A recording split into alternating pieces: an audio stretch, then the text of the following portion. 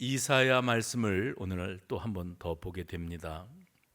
그 이사야 선지자는 남유다, 북이스라엘과 남유다가 나뉘어져 있을 때 남유다 백성들을 향하여 하나님께서 그들의 죄악에 대하여 심판하시는 심판의 메시지, 그리고 그들을 다시 회복시키실 회복의 메시지를 선포했던 주의 종이 바로 이사야 선지자였습니다. 이스라엘 백성들은 하나님 앞에 오만했고 우상 숭배했고 물질을 숭배했고 쾌락 중심으로 살았고 지극히 자기중심 인본주의적인 그런 가치관으로 살아가고 있었습니다. 하나님의 백성들이 자신의 정체성을 잃고 자기중심으로 살아가다 보니 여호와 하나님께서 진노하시고 그들에게 심판을 예고하시고 그리고 하나님께로 회개하고 돌아와야 된다고 말씀하고 계시는 거지요. 그런데 그 하나님의 심판에 관한 선언이 이사야서에 이렇게 기록이 되고 있지만은 이사야 후반부에 들어서면서는 그럼에도 불구하고 그들을 포기치 아니하시는 여호와 우리 아버지 하나님께서 그들을 되찾으시되 그들을 다시 회복해 하실 것이라는 언약의 말씀들이 기록되고 있습니다. 그래서 하나님의 우리를 회복해 하시리라 하는 믿음이 이스라엘 백성들에게 소망이 되어지는 거지요. 오늘 보면 특별히 60장 말씀에 보시면 회복의 때를 주실 하나님 해봅시다. 회복의 때를 주실 하나님, 지금은 너희에게 하나님께서 이렇게 심판하시고 너희를 이렇게 다루시지만 그 하나님 반드시 너희를 되찾으시고 너희를 원상복구시켜 놓으실 것이라 하시는 그 하나님에 관한 언급이 기록되고 있습니다. 그래서 오늘 본문의 시작은 일어나라 빛을 발하라 이렇게 시작이 되어지는데, 이제 바벨론 포로 생활 70년 기나긴 어두움의 터널을 지나고 이 백성들에게 광명한 날이 올 것이다. 그것은 해방의 날이요, 본향으로 돌아가는 날이요, 빼앗겼던 나라를 다시 세우는 날이 될 것이다. 이렇게 말씀하십니다. 그래서 빛을 비추시는 하나님의 놀라우신 은혜를 언급하고 있는데, 그 빛은 저들이 어둠 가운데에서 뭔가 노력을 해서 자기들의 빛을 찾아낸 것이 아니라 하나님께서 흑암의 권세 가운데 거하고 있던 그들에게 일방적인 은혜를 베푸심으로 그들에게 찬란한 빛을 비추어 줄 것이라고 말씀하고 계십니다. 성경에 보면 이 어두움의 시대를 지나고 하나님께서 그 어두움의 시대를 살아가던 백성들에게 빛을 비추시는 장면이 나오는데, 그런데 참 놀라운 것은 그 빛에 관한 말씀을 하실 때 항상 영광이라고 하는 단어가 동행되고 있더라는 거죠. 대표적으로 누가복음 2장 8절 9절 말씀, 예수님께서 이 땅 위에 탄생하시는 장면에 이런 구절이 있습니다. 그 지역의 목자들이 밤에 밖에서 자기 양떼를 지키더니 주의 사자가 곁에 서고 그 다음에 주의 영광이 그들을 두루 비추매 이랬습니다. 영광이 비추었다, 빛이 비추어졌다, 이 말씀이 같이 사용되고 있더라는 거지요. 그래서 성경은 여호와의 영광이 비추었다 이런 표현을 자주 언급하고 있습니다. 여호와 하나님의 영광, 하나님의 임재, 하나님의 임재가 빛으로 이 땅 위에 임할 때에 이스라엘 백성들이 그 어떤 상황 가운데 거하여 있다 할지라도, 심지어 그 자리가 자신들의 죄악으로 말미암아 이방 땅 바벨론의 포로로 잡혀가 있는 때가 됐다고 할지라도 하나님은 그들 가운데 빛을 비추시고 그들을 그 어둠 가운데서 이끌어내시는 하나님이시다 말씀하십니다. 그래서 우리 하나님은 당신의 백성 이스라엘 백성들에게, 아니 오늘 이 어두움의 시대를 살아가고 있는 우리 성도들에게 절망에서 희망으로, 좌절에서 번영으로 모든 상황을 바꾸시는 빛으로 찾아오시는 우리의 아버지이신 줄로 믿으시기를 바랍니다. 그래서 오늘 이사야 선지자는 이스라엘 백성들을 향하여 외치는 거예요. 일어나라 빛을 발하라. 이 선포는 1절 말씀해 보시면 이는 내 빛이 이를 얻고, 내 빛이 뭡니까? 빛 되시는 여호와 하나님, 하나님이 내 가운데 찾아오셨고 하나님의 영광이 내 위에 임하기 때문이라. 1절에 말씀하시고요. 2절에 가서는 어두움이 땅을 덮고 캄캄함이 만민을 가리려니와 여호와께서 내 위에 임하실 것이며 그의 영광이 내 위에 나타나리니 나라들은 내 빛으로 왕들은 비치는 내 광명으로 나아오리라. 여러분, 하나님께서 우리에게 친히 빛으로 찾아오실 것이기에 이제 성도들은, 교회는 어두움 가운데에서 떨치고 일어나야 된다고 선언하십니다. 그리고 그 빛을 비추어야 된다고 말씀하세요. 종교 개혁자인 마틴 루터라고 하는 이가 있죠. 들어보셨을 거예요. 존 낙스라고 하는 사람과 양대 산맥을 이루는 종교 개혁자입니다. 그런데 이 마틴 루터가 로마 캐톨릭의 부패상, 그러니까 이 캐톨릭 교회가 권위주의에 빠지고 그리고 교황, 왕이, 사람이 왕이 되어서 말씀의 권세 위에 사람, 교황이 자리 잡고 있었어요. 그래서 말씀을 자기가 임의로 해석하고 그리고 백성들에게 말씀을 가리우고 이런 시대가 있었습니다. 그러니 교회가 부패되어지니까 평범한 카톨릭 신부였던 마틴 루터가 95개의 조항의 반박문을 게시함으로써 종교개혁의 기치를 들게 되어집니다. 그러니 로마 캐톨릭이 발칵 뒤집어졌죠. 그래서 이 일개 광산 노동자의 아들로 태어난 평범한 신부에 불과했던 마틴 루터가 이제 종교 재판을 받게 됩니다. 보름스 제국의회라고 하는 곳에서 재판을 받게 되어지는데, 어떻게 로마 캐톨릭 신부인 네가 캐톨릭 교회에 대하여 반기를 들 수가 있느냐 하고 그를 재판하는 그 재판정에 앉아있는 그 재판관들이 다 어떤 사람들이냐면 자기가 평범한 신부로서 평생에 한 번 얼굴을 볼 수도 없는 그런 대단한 지위를 가지고 있는 종교 지도자들이 거기에 있었습니다. 서슬이 시퍼렇지요. 그리고 그는 결안으로 바위 치는 것 같은 싸움을 하는 것과 같았습니다. 잘못된 것은 잘못되었지만 그동안 오랜 세월 동안 굳어지고 굳어져 있었던 기득권, 그리고 교회의 전통, 그리고 교회의 지도자들이 자기들의 권력을 남용하면서 교회를 왜곡된 쪽으로 방향으로 틀어가던 이런 사회였기 때문에 신부 한 사람이 이건 잘못입니다, 우리는 왜 말씀에서 떠났습니까, 우리가 다시 말씀으로 돌아가야 됩니다, 이런 소리 외치면 그러면 종교 지도자들, 캐톨릭 지도자들이 그 일개 신부의 말이지만 우리가 그 말을 들어야 된다, 우리가 잘못되었다, 이러는 변화가 일어날까요?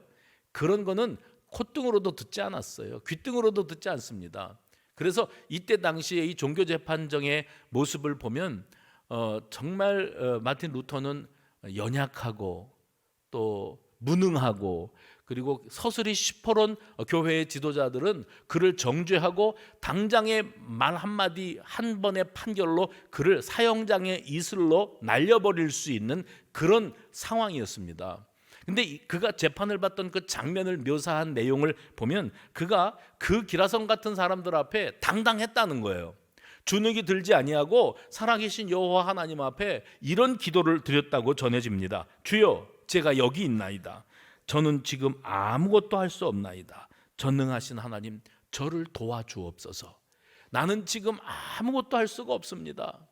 옳고 그름에 대해서 선포는 했지만 나는 무능하고 또 저들이 나를 죽이겠다고 하면 나는 처절하게 죽어갈 수밖에 없는 그런 사람입니다. 그러니까 그는 고독 속에서 오로지 하나님께만 소망을 두고 절규하고 있었다는 겁니다. 바로 여기에서부터 종교개혁의 역사가 시작되었다고 하는 사실을 기억하시기를 바랍니다. 우리가 신앙생활을 할 때에 정말 중요한 것은 뭐냐면 내 신앙 고백이에요. 뭐라고요? 내 신앙 고백. 하나님 앞에서 내가 바른 신앙 고백을 가지고 하는 신앙생활이냐, 그렇지 않은 것이냐가 결정적인 겁니다. 그래서 우리는 스스로 착각하거나 다른 사람들의 신앙을 바라보면서 열심히 한다, 열심히 해, 열심히 하면 믿음이 좋은 건 줄 알아요. 그런데 저는 목회를 하면서 열심히 하는데 결정적인 순간에 이상한 소리, 엉뚱한 소리 하는 사람들을 보면서 깜짝깜짝 놀랄 때가 있습니다. 이분이 믿음이 들어간 게 아니었구나, 구원에 확신이 있는 게 아니었어, 성령의 능력과 체험을 한 적이 없는 사람이야, 그냥 교회 생활만 부지런히 했던 사람이야. 반면에 아주 조용하고 얌전하게 있었던 분인데 그분을 겪어보니 정말 진짜 신앙이요, 하나님을 체험했어요. 자기의 확실한 신앙 고백이 있어요. 그래서 어지간한 외부적인 환경의 변화, 어떤 핍박과 환난과 고통이 찾아온다고 해서 그 사람의 근본 신앙이 바뀌거나 흔들리지 않는 그런 견고한 믿음을 가진 사람들을 봅니다. 저 사람은 무슨 일이 있어도 하나님을 떠나지 않으리라, 예배 자리를 지키리라, 생명을 걸고 주님의 말씀을 붙들리라, 그럴 줄 알았던 사람이 너무나 손쉽게 모든 것들을 포기하고 상처받았네, 시험 들었네 그러면서 교회를 등지는 모습도 놀라운 눈으로 바라본 경험이 참 많습니다. 그래서 중요한 게 뭐냐, 열심만 낸다고 그 사람이 신앙이 좋은 게 아니고, 나도 지금 뭔가 부지런히 열심히 하고 있다고 신앙이 좋은 게 아니고, 내가 주님을 만나야 돼요. 그리고 주님이 나에게 어떤 분이신지, 그분에게 나는 어떤 존재인지에 대한 그 자신의 확실한 신앙 고백이 자리하고 있지 않아서는 우리는 자칫 형식적인 종교인으로 전락할 가능성이 많은 사람들입니다. 그래서 우리 자신이 내가 바른 신앙 고백, 분명한 신앙 고백을 가지고 살아야 어떤 환난과 역경에도 흔들림이 없고 또 시련을 극복해낼 수 있는 능력을 얻을 수 있다 하는 사실을 기억하시기 바랍니다. 아브라함을 생각해 보세요. 아브라함의 인생을 쭉 우리가 처음부터 끝까지 묵상할 때 그의 일생일대의 최고의 위기 상황은 어떤 때인가 하면, 어느 날 하나님께서 그에게 아브라함아, 너 네 독자, 네가 100살에 얻은 아들, 눈에 넣어도 안 아픈 아들, 대신 죽어줄 수도 있을 만큼 끔찍이도 사랑하는 그 아들을 모리아 땅에 있는 한 산으로 데리고 와서 번제물로 나에게 바쳐라 했을 때입니다. 얼마나 충격적이고 얼마나 혼동이 찾아왔겠습니까? 그런데 바로 그때에 그가 주저함이 없이 자기 아들 독자, 하나님이 주신 아들입니다, 그 아들을 하나님 앞에 바치고자 했을 때 하나님이 그 아들을 정말 번제물로 받으셨나요? 아니야 아브라함아, 그 아이에게 손대지 마라 하시고 나타난 사건이 여호와 이레. 2022년도는 이 자리에 있는 우리 모든 수성 가족들에게 여호와 이레의 은혜가 임하기를 축원합니다. 여호와 이레, 하나님이 예비하셨다, 하나님이 준비해 놓고 계신다, 이것을 아브라함이 체험하는 거예요. 자기가 몸소 온몸으로 체험적 신앙을 갖게 되어지니까 그 신앙 고백으로 그가 은혜를 받고 축복을 받게 된 줄로 믿으시기를 바랍니다. 사무엘을 기억하시지요? 전쟁이 일어나서 이 나라가 정말 멸망을 당할 만한 절체절명의 위기 상황에 봉착하게 되어졌을 때 그는 전쟁을 통하면서 에벤에셀의 하나님이 여기까지 우리를 도우셨다, 바로 그것이 체험적 신앙이 됩니다. 하나님은 살아계시고 우리를 이 위기 가운데서 건져내시는 하나님이시구나, 에벤에셀의 하나님, 여호와 이레의 하나님을 아브라함과 사무엘이 각기 체험했고 그것이 신앙 고백이 되었던 겁니다. 2021년도 추수감사주일에 저는 여러분들과 말씀을 나누면서 이런 말씀을 전했어요. 과거 회상 능력이라는 말씀을 드렸어요. 바로 거기에서 예배가 시작되었고 바로 거기에서 성만찬이 시작되었습니다. 우리 예배의 출발점이 어디에 있습니까 하면서 과거 회상 능력을 말씀을 드렸어요. 출애굽한 이후에 이스라엘 백성들이 하나님의 부르심을 따라 시내산 아래 모여들었을 때 하나님께서 모세를 이 시내산으로 부르시고 선포하시기를, 오늘부터 나는 너희의 하나님이 되고 너희는 나의 거룩한 백성이 될 것이다, 너희는 내 백성이 되고 나는 너희의 하나님이 될 것이야, 이렇게 선언을 하셨습니다. 그리고 나서 그들을 출애굽 당시의 기억이 뭐예요? 유월절이지요. 하나님의 백성들의 자녀들이 있는 곳에는 피가 발라져 있고, 그리고 그렇지 않은 애굽 백성들의 가정에는 죽음이 임하였다, 이것을 우리가 압니다. 유월절 무교절이 바로 이 출애굽 사건에서 나왔고, 그 유월절 무교절 절기를 통하여 오늘날에 우리의 예배가 자리 잡게 되었다고 하는 것을 잊으면 안 됩니다. 절기 제사가 예배가 되었던 거예요. 우리 예수님께서 십자가에 달려 죽기 이전에 제자들과 더불어 최후의 만찬으로 이름이 널리 알려져 있는 그 마지막 식사 자리를 갖게 되어지시죠. 그 자리에서 우리 주님께서 떡을 떼어주시면서 말씀하셨어요. 이것은 너희를 위하는 내 몸이다. 그 자리에서 주님이 잔을 나누시면서 그렇게 말씀하셨어요. 이거는 너희를 위하여 흘리는 나의 피다. 대속의 피다.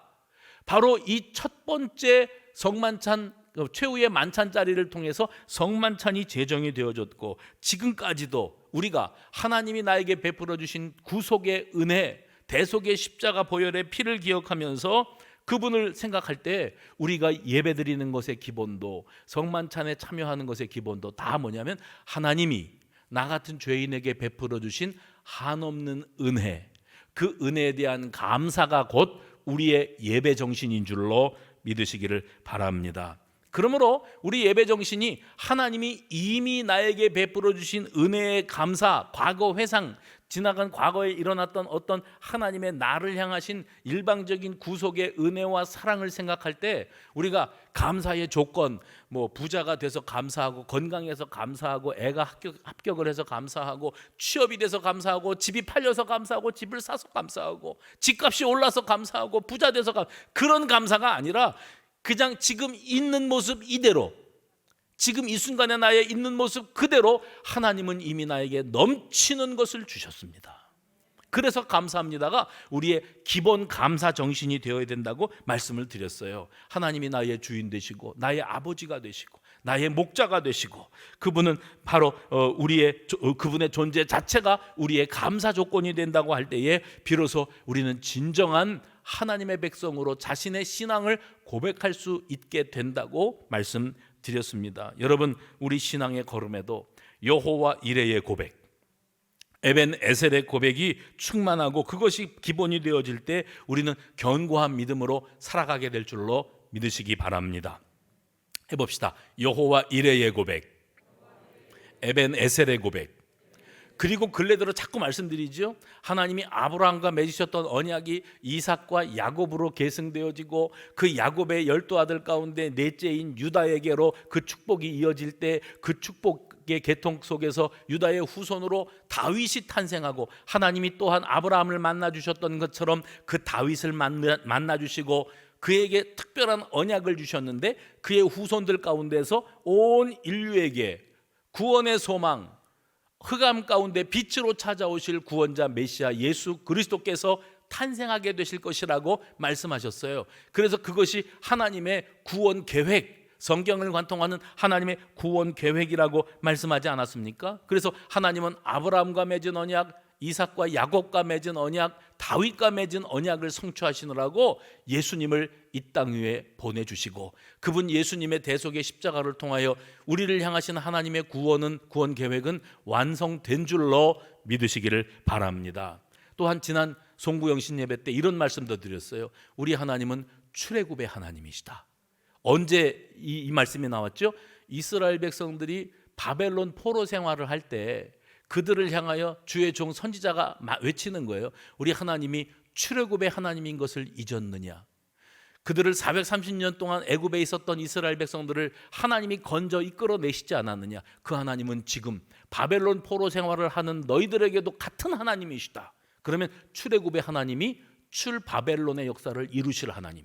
우리는요, 우리는 출애굽의 하나님, 출바벨론의 하나님을 지금 우리의 아버지로 모시고 살고 있지 않습니까? 그러니 그 하나님은 우리를 향한 구원 계획을 지난 성경 역사 속에 그렇게 이루셨듯이 반드시 성취하시고 완성하실 하나님, 구원의 하나님이심을 확실히 믿으시기를 바랍니다. 오늘 2022년도 첫째 주일을 맞이하면서 우리는 그동안이 내가 하나님으로부터 받았던 은혜를 기억할 줄 알아야 합니다. 그리고 내가 받은 은혜와 간증이 나의 신앙 고백이 되고 내 신앙 고백이 확실할 때 비로소 우리는 일어나 빛을 발하는 교회, 일어나 빛을 발하는 성도가 될 줄로 믿습니다. 이사야 선지자는 오랜 세월 바벨론 포로 시기를 지나고 이스라엘 백성들에게 들려주시는 하나님의 구원의 계획, 구원의 선포를 들려주고 있습니다. 그들이 범죄함으로 말미암아 이방 바벨론 땅에 포로로 끌려가서 70년 세월을 살아야 했지만 이제 하나님의 은혜의 때, 하나님의 회복의 때가 너희에게 찾아올 것이다 선언해요. 포로 생활을 마친 이스라엘 백성들이 본향으로 돌아옵니다. 페르시아 왕 고레스의 칙령을 통해서 바벨론 포로 생활을 하던 이스라엘 백성들이 본향으로 돌아오지요. 본향으로만 돌아가면 그러면 자기들의 꿈을 이루는 겁니다. 왜냐하면 70년 동안 조국을 등지고 멀리 이방 땅에서 고생하면서 꿈에도 그리는 게 고향으로 돌아가는 건 아니었겠어요? 그런데 막상 예루살렘으로 돌아와 보니 예루살렘은 돌 위에 돌도 남지 않았다 표현할 만큼 형편없이 황폐화되어 있었습니다. 그 모습을 보고 그들이 충격을 받았어요. 다 무너져가는, 그리고 흑암의 그림자가 드려져 있는 땅으로 예루살렘을 보게 되었을 때 그들의 절망감은 이만저만이 아니었습니다. 그런데 그 땅을 바라보고 있는 이스라엘 백성들을 향하여 이사야 선지자는 하나님의 음성을 선포합니다. 일어나라, 빛을 발하라. 이는 내 빛이 이르렀고 하나님의 영광이 내 위에 임하였음이라. 지금 우리 한국 교회가 역사상 전례가 없을 만큼 암흑기를 지나고 있습니다. 이게 무리한 표현이 아닌 것을 여러분들도 공감하실 줄로 압니다. 바벨론에서 돌아와 꿈에 그리던 예루살렘에 당도한 이스라엘 백성들의 눈에 들어왔던 광경이 비참하기 이를 데 없는 예루살렘 성전은 다 무너지고 성벽도 다 회파되고 했던 그런 장면이었습니다. 우리가요, 우리의 인생길을 가만히 뒤돌아보면 작은 아픔과 어둠의 현실에 직면할 때가 있습니다. 오늘날 한국교회가 겪는 좌절과 아픔은 언제 끝날런지 알 수 없는 현실이라고 말할 수 있어요. 가장 암울했던 시기, 우리 역사 가운데 가장 암울했던 시기에 우리 하나님은 빛으로 찾아오셨습니다. 그리고 우리 모두에게 소망을 주신 주님, 치유의 은혜를 주신 주님은 빛으로, 은혜로 찾아오실 것을 믿으시기를 바랍니다. 저는 그래서 하나님과 우리와의 관계를 생각할 때 부모와 자식 관계 있잖아요. 부모와 자식 관계, 그 자식들이 자기도 커서 자식을 낳아봐야, 키우면서 이런저런 일들을 겪어봐야 내 부모가 나를 이렇게 키웠겠구나를 어렴풋이 깨닫는다고 하지 않습니까? 근데 부모가 자식을 향하는 그 무조건적인 사랑, 그 자식이 인격이 어떻든지 성깔이 어떻든지 실력이 어떻든지 그것과 관계없이 내가 낳아놓은 내 자식은, 그 아이가 이 세상에 칭송을 받는 아이든 지탄의 대상이 되던 아이든 상관없이 내 자식은 무조건 사랑의 대상인 겁니다. 그게 부모의 마음이에요. 그 부모의 마음을 생각할 때 하나님 아버지, 우리가 하나님을 아버지라고 부르잖아요. 하나님 아버지의 자녀된 그 백성된 우리들을 생각하시는 마음은 무조건적인 사랑이다, 아가페 사랑이다, 이렇게 표현을 하거든요.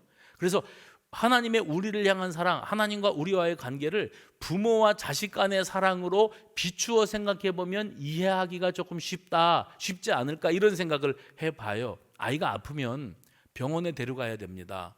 방치하는 사람은 진짜 부모 아니에요.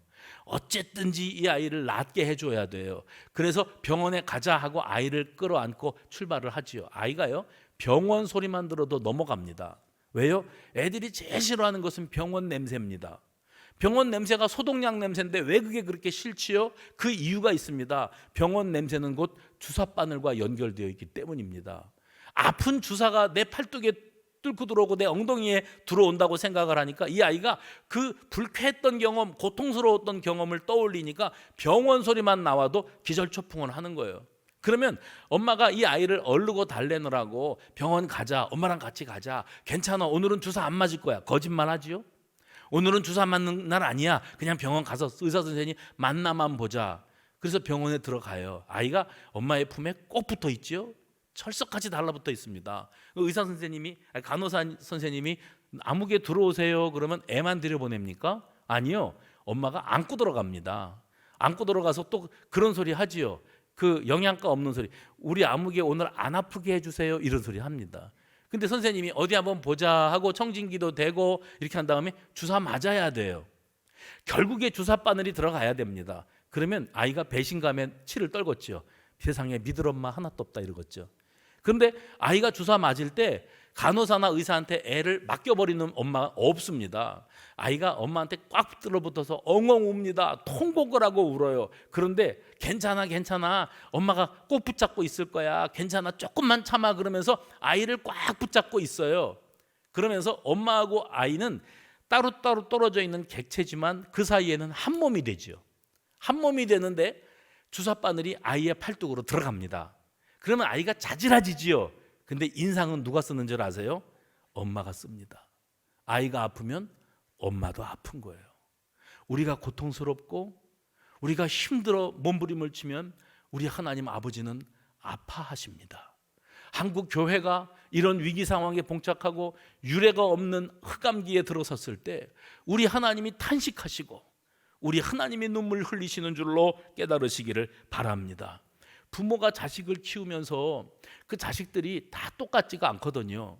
어떤 자식은 말도 잘 듣고 공부도 열심히 하고 척척 대학도 들어가고 취업도 되고 시집장가도 잘 갑니다. 그런데 어떤 자식은요 조금 부족해요. 그러면 세상에 나가서는 친구들에게는 동창들 모임에서는 우리 아무개가 그러면서 자랑스러운 자식들 이야기만 하지요. 그러나 마음은 누구에게가 있어요?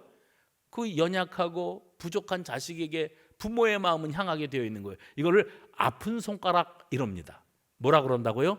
아픈 손가락. 지금 이 순간 이 자리에 있는 저와 여러분이 아주 오래전부터 우리 아버지 하나님의 아픈 손가락이었어요. 무능하고 믿음도 없고 불순종하고 말도 안 듣고 시험에 들고 신앙이 오르락내리락하고 도무지 자기중심적으로만 살고 철이 없어요. 누가 그랬어요? 망하기 직전에 북이스라엘이 그랬고 멸망 직전에 남유다가 그랬습니다. 선지자들을 보내서 회개하고 돌아오라고 우상 숭배는 너희가 할 짓이 못 된다고 하나님 중심의 백성으로 너희들의 정체성을 되찾으라고 아무리 그래 봐야 그 말을 콧등으로도 귓등으로도 안 들었다니까요. 그래서 하나님이 진노하고 심판하시지 않습니까? 그러면 하나님이 그들을 심판하시면서 내 뭐라 그랬냐? 니들 그렇게 될 줄 알았다. 꼴 좋다. 그러시는 하나님이신가요? 아니요. 아이를 끌어안고 그 아이의 팔뚝에 주사바늘이 들어가는데 엄마는 마치 자기가 주사 맞는 것처럼 아프다니까요. 몸이 떨어져 있지만 그 엄마는 아프다니까요. 그게 우리 아버지의 마음인 줄로 믿으시기를 바랍니다. 그래서 우리는요 아픈 손가락 하나님 앞에서 다 너나 할 것 없이 집 나간 탕자들이에요. 그러면 집 안에서 아버지 말 잘 듣고 아버지 대를 잇는 큰 아들은 말 잘 듣는 아들, 집 뛰쳐나간 아들은 속 썩이는 아들. 아버지는 누굴 기다려요? 그 집 나간 아들 돌아오기만 기다리고 있는 거예요. 그게 지금 이 순간 우리 한국 교회를 바라보고 계시는 우리 아버지의 애타는 마음인 줄로 깨달으시기를 바랍니다. 이스라엘 백성들이 바벨론으로 포로로 끌려가서 신앙의 절개를 지키겠다고 선언했었던 적이 있죠. 그 가운데에 다니엘과 세 친구들이 있었어요. 이 어린 청년들이 왕이 먹는 음식을 접하지 않겠노라고 자기들이 신앙 절개를 지키겠다고 선언했다가 결국에는 풀무불에 던지워지는 일이 벌어지지요. 하나님께서 저들이 위기 가운데 처해 있을 때 얼마나 뜨겁겠냐, 안 됐다 이렇게 바라보시는 게 아니라 더 참지를 못하시고 그 풀무불 속으로 뛰어들어오시는 하나님. 할렐루야. 바로 그분이 저와 여러분의 아버지이셨는 줄로 믿으시기를 바랍니다. 하나님은 가만히 계실 수가 없으셨어요. 이스라엘 백성들이 출애굽한 다음에 가나안 땅으로 직행할 기회가 있었습니다.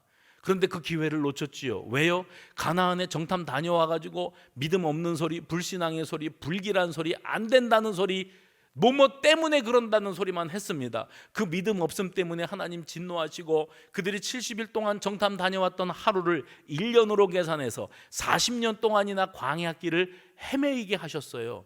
그러면 하나님이 그들을 심판하시느라고 믿음 없음을 책망하시느라고 40년을 돌리셨는데 그 40년 동안 너희들 고생 좀 해봐라 그러고 내팽개치셨나요? 아니요.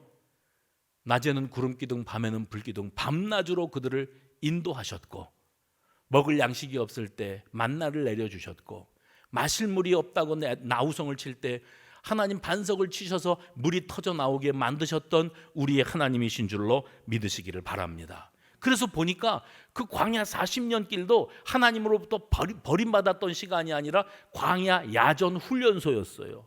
거친 땅이었지만 하나님이 동행하시며 그들을 사람 만들어 가시는 거예요. 내가 너희에게 어떤 하나님인지를 너희가 기억해라. 이걸 가르쳐 주시고 훈련하셨던 시간이었는 줄로 믿으시기를 바랍니다. 스데반 집사의 순교의 장면을 기억하시나요? 스데반 집사가 돌에 맞아서 순교를 당할 때 그가 뭘 발견했는가? 내 곁에 함께 하시는 주님을 봤어요. 그래서 그 주님을 바라보며 그가 죽어가는데 그가 순교당하는 얼굴을 성경은 뭐라고 표현하냐면 천사의 얼굴과 같았더라. 피투성이가 되어 죽어가는 그 순교자의 얼굴이 천사의 얼굴과 같았대요. 하나님이 그냥 우리 그 백성의 고통을 바라만 보고 계시는 분이 아니라 그 고통 가운데로 뛰어들어오시는 하나님이심을 믿으시면 아멘 하시기 바랍니다. 내가 아파할 때 우리 주님은 어찌할 바를 몰라 하시며 그 고통 가운데 찾아오시지요. 지금 예루살렘의 비참한 현실을 바라보며 이스라엘 백성들 70년 포로 생활을 뒤로하고 꿈에 그리던 본향에 돌아왔는데 할 말을 잃었어요. 어디서부터 손을 써야 될지 알 수 없을 만큼 비참했습니다. 그런데 하나님이 그들을 향해서 지금 말씀하십니다. 일어나라, 교회여, 이스라엘 백성들이여, 일어나라. 그리고 빛을 발하여라. 어둠의 현실에 갇혀있는 현대 교회를 향하여 하나님은 이 땅 위에 빛을 비추이라고 새해 첫 예배 시간에 우리에게 외치고 계심을 믿으시기 바랍니다. 이사야 선지자는 이 땅을 고치고 이 땅을 회복시키며 새롭게 하시는 하나님의 놀라운 능력을 보았던 겁니다. 그래서 담대히 외칩니다. 교회여, 일어나라. 주저앉아 있지 마라. 사람들은 어둠을 바라보면서 좌절하고 있었지만 주의 종 선지자 이사야는 빛으로 찾아오시는 하나님을 바라보면서 이렇게 선포했습니다. 교회여, 성도들이여, 영광의 주님을 바라보라. 그리고 하나님께서 이 민족의 빛이 되심을 바라보라. 그리고 교회여, 일어나라. 오늘 이렇게 시작되어지는 2022년도 새해 새 아침, 하나님의 영광의 빛이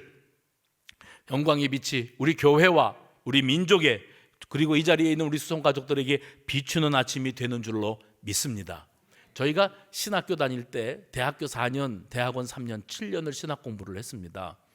그런데 우리가 한참 신학 공부를 할 무렵에는 그때 당시에 우리 국내에 유명한 설교의 대가들이 있었어요. 그 많은 설교의 대가들 가운데 뭐 신학생들이 그 존경하고 본받기를 바라는 설교의 대가면은 진짜 설교 잘하시는 분이지요. 근데 저는 저기 잠실에 남포교회라고 있었어요. 잠실의 상가에, 올림픽 선수촌 상가에, 거기 남포교회를 섬기시던 박영선 목사님, 책을 참 많이 쓰셨고 그분이 내신 책은 빠지지 않고 다 읽었는데 그만큼 참 설교의 대가 중에 대가셨습니다. 은퇴하실 무렵에는 여기 합동신학원, 우리 수원의 법원 옆에 합동신학원에서 설교학 교수님을 하셨고 지금도 석자교수를 하고 계시는 것으로 그렇게 알고 있습니다.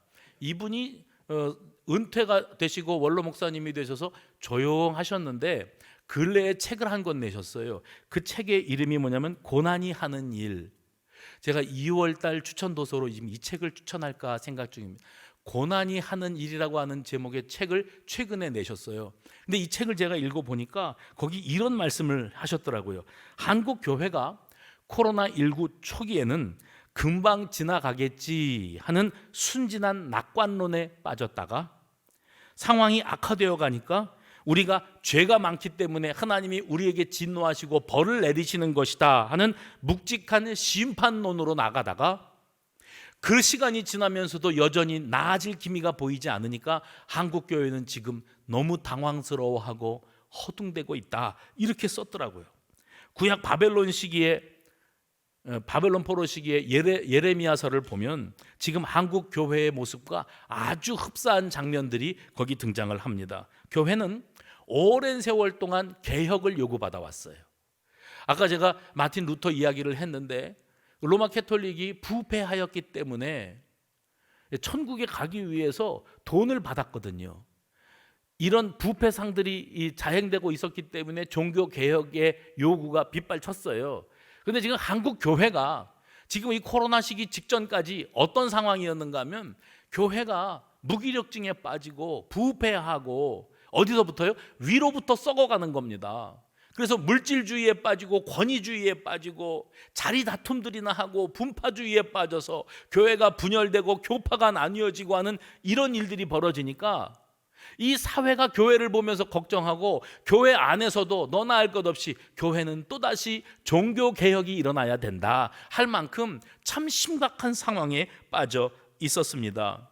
남유다 백성들이 바벨론의 패망을 당하기 직전에 선지자들이 우리가 정신 차려야 된다, 이렇게 우상 숭배하고 하나님으로부터 멀어지면 여호와 하나님께서 우리를 심판하실 것이다 했지만 그들이 건성건성 들었다니까요.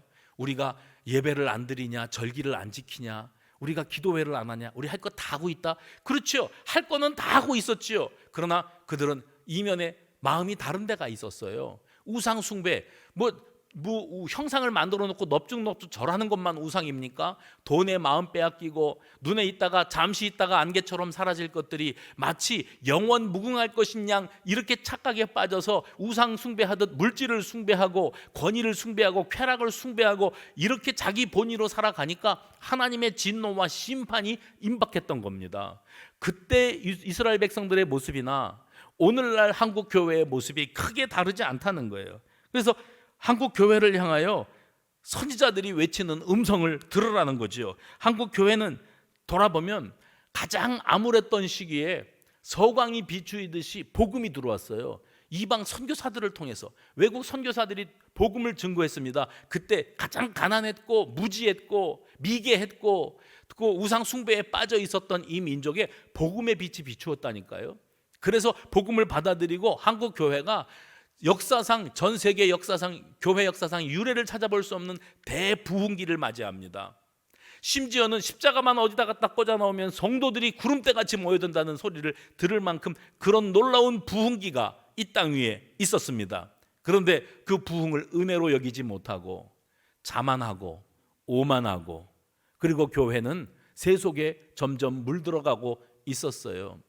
로마 캐톨릭이 자기들의 기득권을 내려놓을 생각이 없고 전례대로 교회의 전통이 하나님의 말씀 위에 자리 잡고 있었기 때문에 교회가 부패될 수밖에 없었던 것처럼 오늘날 교회도 말씀으로 돌아갈 생각을 하지 아니하고 전례대로 해왔던 것이 그것이 하나님의 뜻인 양 자기들이 착각하고 그리고 오만방자하기 짝이 없는 모습으로 살아가다가 오늘 이런 위기의 시대를 맞이한 것이다, 자초한 것이다. 그 목사님은 그렇게 주장을 하셨습니다. 그래서 이 고난이 하는 일이라고 하는 책에서 이런 말씀을 하시더라고요. 이제 한국교회는 깊이를 더해가는 법을 배워야 한다.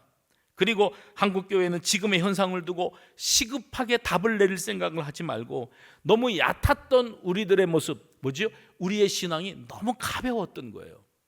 가벼운 신앙, 감상적인 신앙, 감정적인 신앙, 말씀의 바탕이 되어 있는 깊이 있는 신앙을 갖지 못하니까 교회가 오늘날 이런 일을 겪는다는 거예요. 예레미야 선지자가 이스라엘 백성들을 향하여 뭐라 외쳤는 줄 아십니까? 너희가 아수르나 바벨론에 의해서 이런 고통을 당할 때 하나님을 향하여 하나님을 알지도 못하는 이방 민족들에게 우리가 이런 치욕을 당해서야 되겠습니까? 하나님은 어디 계십니까? 빨리 이것들을 치워주시고 이방인들을 몰아내 주시옵소서 그러는데 하나님께서 주의 종들을 통해 뭐라고 말씀하셨는 줄 아세요? 너희는 당해야 된다.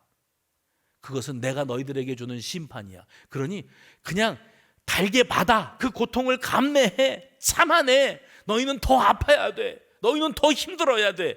이것이 예레미야를 통한 하나님의 응답이었어요. 오늘날 우리 조국 교회가 코로나 그러지만 코로나 때문에 이렇게 된 게 아닙니다. 한국 교회는 개혁되어야 되고 다시 말씀으로 성령으로 예배 회복으로 돌아가야 될 교회인 줄로 믿으시기를 바랍니다.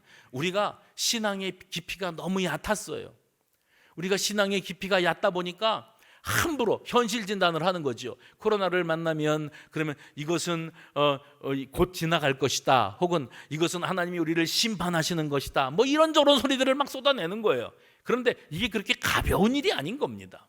오래오래 묵었던 일들의 결과가 이렇게 나타나는 거예요. 그러므로 우리는 이 고난의 때를 감당해내야 됩니다. 인내함으로 순종함으로 영적인 안목이 열려지는 훈련의 때로 이 시기를 지나가야 되는 겁니다. 왜 이런 시련이 찾아왔는지에 대한 답을 섣불리 내놓으려고 하지 말고 묵묵히 온몸으로 이 고난을 감내하면서 무엇으로도 바꿀 수 없는 하나님의 손대심을 체험하고 그 체험적인 신앙 고백이 다시 살아나는 저와 여러분 되시기를 주의 이름으로 축원합니다. 저는 자주 여러분에게 이 말씀을 드린 바 있어요.